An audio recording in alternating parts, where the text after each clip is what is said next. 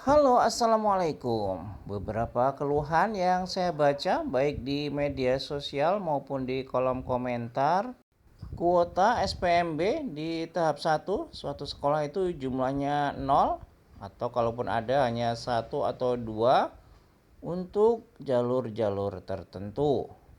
Nah, lalu apakah kira-kira ada solusinya ini ya? Nah, kita sambil buka ini ya klasemen di suatu sekolah. Kuota tahap satu dan tahap 2 sebetulnya masih 120 lagi total kuotanya.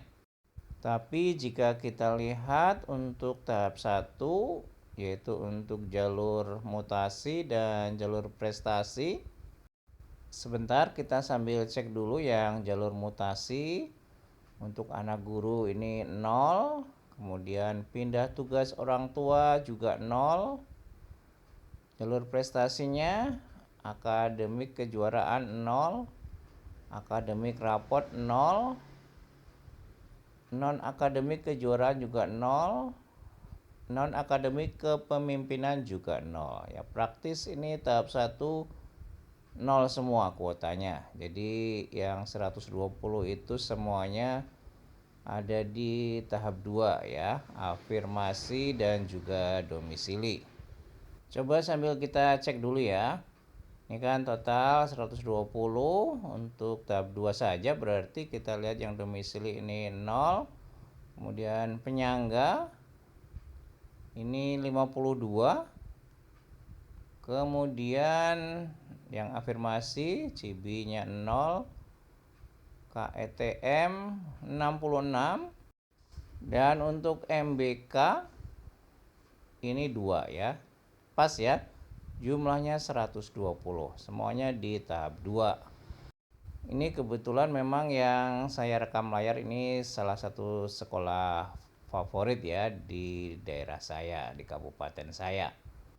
Dan di sekolah yang lain ini sebetulnya hampir sama ya kalau saya lihat. Banyak yang di tahap 1 itu tinggal sedikit saja untuk kuotanya ya. Nah, apakah berarti tidak ada kesempatan lagi? Mengingat untuk tahap 2 itu kan terbatas ya, artinya yang bisa daftar itu misalnya yang afirmasi ya berarti yang KETM. Yang keluarga ekonomi tidak mampu, kemudian yang CIBI atau bahkan yang MBK. Atau tadi ada yang domisili ya, yang penyangga ya, karena ada daerah penyangga. Nah, itu kan juga terbatas hanya yang memenuhi syarat itu. Nah, apakah berarti yang tidak bisa ikut daftar lagi di tahap 2 sementara mau di tahap 1 kuotanya 0, apakah berarti sudah tidak bisa daftar lagi? Maksudnya daftar ke sekolah yang sama ya, yang tadi saya rekam layar. Nah, para orang tua kita semua tentunya masih berharap ada kesempatan untuk bisa mendaftar. Mudah-mudahan sih masih bisa ya. Misalnya kalau nanti yang KETM itu tidak terpenuhi kuotanya, apakah akan dilimpahkan ke jalur yang lain ya? Atau yang domisili tadi yang penyangga, apakah dilimpahkan ke yang domisili?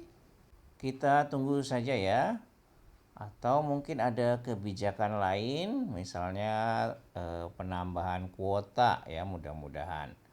Tapi bila ada kesempatan ke sekolah negeri yang lain yang masih terjangkau, yang masih ada kuotanya, silahkan ya. Bisa jadi pilihan, bisa untuk didaftarkan ke sana atau mungkin ke sekolah swasta ya. Karena bersekolah mau di negeri ataupun swasta sama-sama bisa meraih kesuksesan nanti ke depan. Demikian sedikit berbagi informasi saja ya, mudah-mudahan ada manfaatnya. Terima kasih sudah menonton. Wassalamualaikum.